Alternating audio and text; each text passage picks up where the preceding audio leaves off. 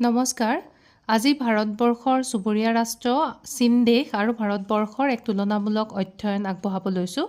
এই উচ্চতৰ মাধ্যমিক দ্বিতীয় বৰ্ষৰ চিলেবাছত থকা এটা বিষয়। ভাৰতবৰ্ষ আৰু চীন দেশৰ অৰ্থনৈতিক উন্নয়নৰ আৰম্ভণি প্ৰায় সমসাময়িক। ভাৰতত 1947 চনৰ পৰা আৰু চীন দেশত 1949 চনৰ পৰা অৰ্থনৈতিক বিপ্লৱৰ আৰম্ভ হয়। দুয়োখন দেশতে জনসংখ্যা বৃদ্ধি এক গুৰুত্বপূৰ্ণ সমস্যা। বৰ্তমান দুয়োখন দেশতে জাতীয় আয়ৰ গাঁথনিৰ ক্ষেত্ৰত কৃষিখণ্ডৰ ওপৰত নিৰ্ভৰশীলতা হ্ৰাস পাইছে আৰু ঔদ্যোগিক খণ্ড আৰু সেৱা খণ্ডৰ অৰিহণা বৃদ্ধি হৈছে। ভাৰতবৰ্ষ আৰু চীন দেশৰ ৰাজনৈতিক ব্যৱস্থা কিন্তু পৃথক পৃথক। ভাৰতবৰ্ষ গণতান্ত্ৰিক গণৰাজ্য। ইয়াত ৰাইজে চৰকাৰ গঠন কৰে। লগতে সংবাদ পত্ৰ বা অন্যান্য প্ৰচাৰ মাধ্যমসমূহে মুক্তভাৱে মতামত প্ৰকাশ কৰিব পাৰে। আনহাতে চীনত একদলীয় শাসন প্ৰৱৰ্তন হৈ আছে, কাৰণ বিৰোধী দলৰ ভূমিকা প্ৰায় নাই বুলিয়েই ক'ব পাৰি। প্ৰচাৰ মাধ্যমৰো স্বাধীনতা সীমিত। চীন দেশৰ ভিতৰুৱা বহুতো খবৰ বিশ্বই গমেই নাপায়।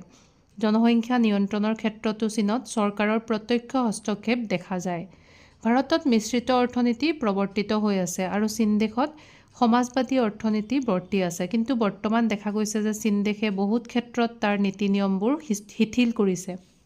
ঔদ্যোগিকৰণৰ হাৰ ভাৰতৰ তুলনাত চীনত যথেষ্ট বেছি।